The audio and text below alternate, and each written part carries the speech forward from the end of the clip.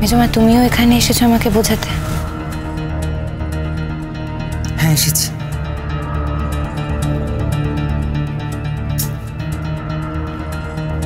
আমি আসতে বাধ্য হয়েছি রূপকথা, কারণ আমার ছেলের জীবনটা এর সঙ্গে জড়িয়ে আছে। দেখো, যে কোনো কারণেই হোক রণ আর ইমনের মধ্যে আবার ভুল বোঝাবুঝি শুরু হয়েছে। আর কিছু মনে করো না, ওদের মধ্যে ভুল বোঝাবুঝিটা চিরকালই তোমাকে নিয়ে হয়ে এসেছে। কেন আমাকে নিয়ে ওদের মধ্যে ভুল বোঝাবুঝি হচ্ছে বলে তোমার মনে হচ্ছে? কি করেছি আমি? আমাকে বলো তুমি, আমি কি করেছি যার জন্য আমাকে নিয়ে ওদের মধ্যে ভুল বোঝাবুঝি হচ্ছে? আমি তো ওদের সঙ্গে বেড়াতে গেছি, আমি ওদের কোনো ব্যাপারে নাক গলাই মাথা গলাই না, আমি তো কিচ্ছু করি না। হ্যাঁ, আমি শুধু রণের সঙ্গে কথা বলি, আর আমি রণের সঙ্গে কথা বলি বলে যদি ইমন মনে মনে আঘাত পায় তাহলে আমার তো আর এই বাড়িতে থাকা চলে না, আমাকে তো বাড়ি ছেড়ে চলে যেতে। রূপকথা, ব্যাপারটা বোধহয় এরকম নয়। ব্যাপারটা কিন্তু ঠিক এরকমই। না রূপকথা, তুমি শুধুমাত্র রণর সঙ্গে কথা বলো বলে ইমন মাইন্ড করবে এতটা সংকীর্ণ মন কিন্তু ইমনের নয়, ওকে যতটুকু আমরা চিনি। তুমি একটু ভেবে দেখো তো, তুমি কি শুধুই রণর সঙ্গে কথা বলো? তুমি কি ওর উপরও যথেষ্ট বিরক্ত নও? রূপকথা, ইমনের কিছু করারও ছিল না। তুমি বলো ইমন কি করতে পারতো? ইমন পাকে চক্রে পরিস্থিতির চাপে পড়ে এই বাড়িতে এসে পড়েছে। আমাদের চারজন মানুষের জীবন সেটা একটা পরিস্থিতির শিকার হয়েছে মাত্র। তাই এখন তোমাদের সেই পরিস্থিতির ঊর্ধ্বে গিয়ে নিজেদের সেটেল ডাউন করতে হবে। এরকমভাবে তো সারা জীবন চলবে না রূপকথা দি। যা নতুন করে তৈরি হচ্ছে সেটা তো এইভাবে ভেঙে দেওয়া যায় না। তোমরা সমানে আমাকে এত রকমের অ্যাডভাইস দিয়ে যাচ্ছ কেন? তোমরা সমানে আমাকে এতবার করে অ্যাডভাইস করে যাচ্ছ কেন বলো তো? আমি বুঝতে পারছি না। তোমাদের সকলের সামনে তোমাদের বড়দা এসে ডিক্লেয়ার করেছে অফিসিয়ালি সে আমাকে ডিভোর্স দিতে চায়। এরপর আমি কি করব? আমি গিয়ে বলবো না না না আমাকে ডিভোর্স দেবে না, সই করে দিও না? এটা আমি পারবো না। রূপকথা, ওটা দাদাভাইয়ের অভিমানের কথা। তুমি একটু দাদাভাইয়ের সঙ্গে থাকো, দাদাভাইকে একটু বোঝার চেষ্টা করো, দেখবে এমন মানুষ তুমি আর পাবে না। কিন্তু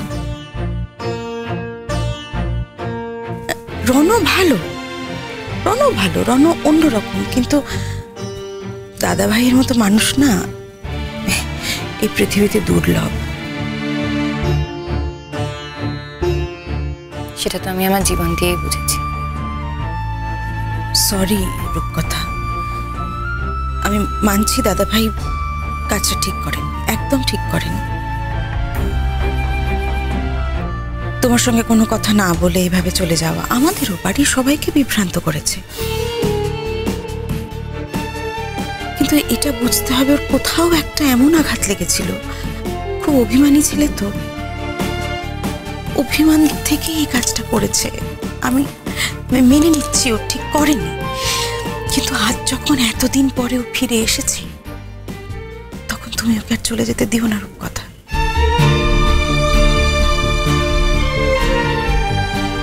একমাত্র স্ত্রী পারে তার স্বামীকে আটকে রাখতে। একটা সময়ের পর না বাবা মা ভাই বোন কেউ পারে না। কারোর সেই ক্ষমতা থাকে না যেটা শুধুমাত্র স্ত্রীর থাকে। সেই ক্ষমতাটা তোমার রূপকথা, ক্ষমতাটাকে ব্যবহার করো। আমি না অবাক হয়ে যাচ্ছি তোমাদের কথা শুনে। আমি বুঝতে পারছি না তোমরা বারবার সকলে মিলে রিকোয়েস্ট আমাকে কেন করছো। তোমাদের দাদা কাল সকলের সামনে রীতিমতো ঘোষণা করে দিয়েছে যে সেই মানুষটা ফিরেই এসেছে অফিসিয়ালি আমাকে ডিভোর্স দেবে বলে। তো এরকম অবস্থায় আমি কি করব বলো তো? আমি গিয়ে তাকে বলবো না ডিভোর্সটা আমাকে দিও না?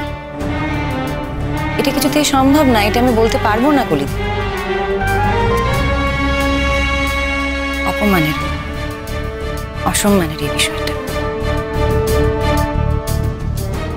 তুমি কি সত্যি ডিভোর্সটা চাও না রূপকথা?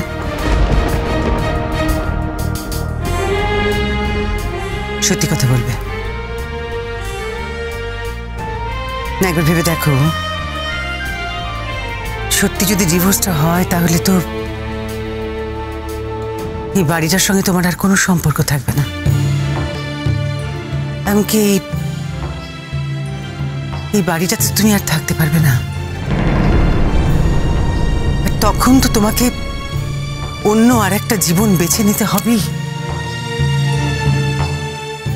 তাহলে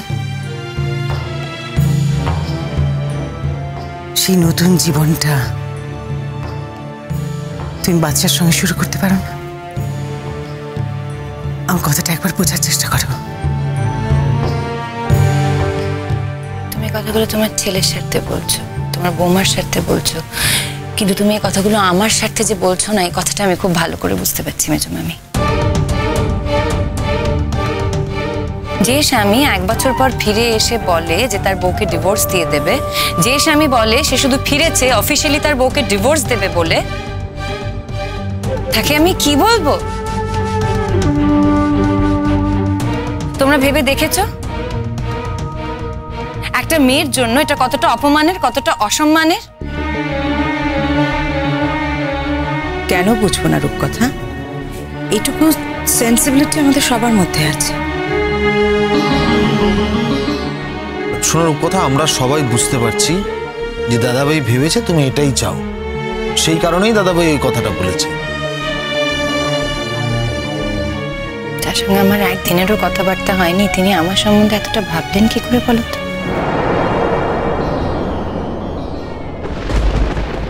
দেখো রূপকথার সম্পর্কটা তোমার, তুমি চাইলে তুমি টিকিয়ে রাখতে পারো, আর তুমি যদি না চাও টিকিয়ে রাখতে সেটাও কিন্তু তোমার হাতেই। আমরা ভাই বোনেরা আমরা শুধুমাত্র চেষ্টা করতে পারি, এর বেশি কিছু। দেখো, আমরা তোমাকে রিকোয়েস্ট করলাম, এবার তোমার বিবেচনায় যা হয় তুমি সেটাই করো। রূপকথা, আমার শুধু এটুকুই বলার, প্লিজ আমাদের সংসারটা ভেঙে যেতে দিও না। তুমি দাদাভাইকে ফিরে যেতে দিও না।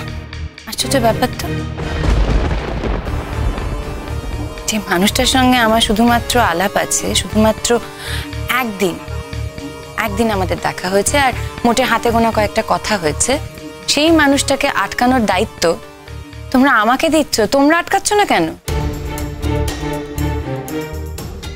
আর তাছাড়া উনি তো খুব স্পষ্ট করে বলেই দিয়েছেন যে উনি এখানে এসেছেন শুধুমাত্র ইমনের ডাককে অস্বীকার করতে পারেননি বলে। তোমরা একটা কাজ করো, তোমরা ইমনকে এই দায়িত্বটা দাও না, যাতে ইমন ওনাকে আটকায়, ওনাকে ফিরে যেতে না দেয়। তার মানে তুমি বলবে না, তুমি সম্পর্কটা রাখার চেষ্টা করবে না, তাই তো?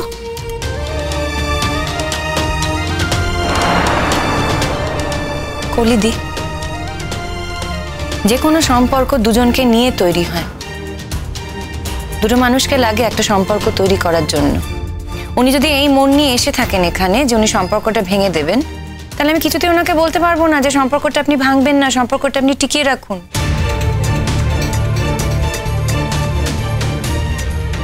আমার তো একটা আত্মসম্মান বোধ আছে, আমি নিজেকে সম্মান করি কলিদি। রিয়েলি সরি, আমার খুব খারাপ লাগছে, আমার ভালো লাগতো আমি যদি তোমাদের কথা রাখতে পারতাম, কিন্তু আমি পারবো না। সবকিছুর ওপরে আমার আত্মসম্মান বোধটাকে আমি রাখি। উনি যদি এসে বলেন যে আমি তোমাকে সই করে দিচ্ছি ডিভোর্স পেপারে, আমি এই বিয়েটা ভেঙে দিতে চাই, আমি কিছুতেই ওনাকে আটকাতে পারবো না। আমি ওনাকে বলতে পারবো না যে না আপনি সইটা করবেন না, please try to understand this. এটা সম্ভব না। তার আগে তুমি তোমার নিজের মনকে ভালো করে জিজ্ঞেস করো তো রূপকথা,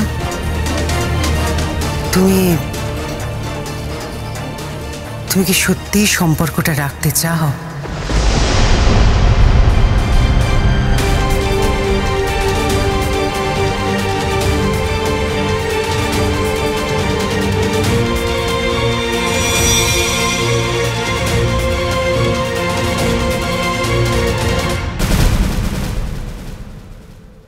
ভুল আমাদের হয়, তাই তোর জানাতেও কোথাও ভুল হচ্ছে কি না সেটাও একবার ভাবিস। ও রণ, কিরে বাইরে দাঁড়িয়ে আছিস কেন? কি আশ্চর্য, নিজের ঘরে নিজে আসবি, বাইরে দাঁড়িয়ে আছিস? আয় ভেতরে আয়। হ্যাঁ, আসতে তো আমাকে হতোই, একটা খবর দেওয়ার আছে। কি খবর? আর কি ব্যাপার রণ, তোকে কিরম আপসেট দেখাচ্ছে? খুবই সামান্য খবর, আমার ট্রান্সফার হয়েছে। কুসুম দোলা কুসুম